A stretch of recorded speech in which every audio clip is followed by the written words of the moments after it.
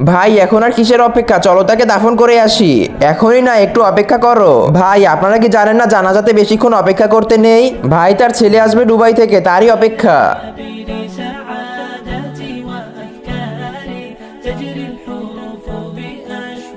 চল আমি তোকে নিতে এসেছি। ফেরেশতা আরেকটু অপেক্ষা করো, আমার ছেলে আসবে। ওই যে আমার ছেলে চলে এসেছে, মনে হয় এইটাই তার ছেলে। আরে সর এইখান থেকে।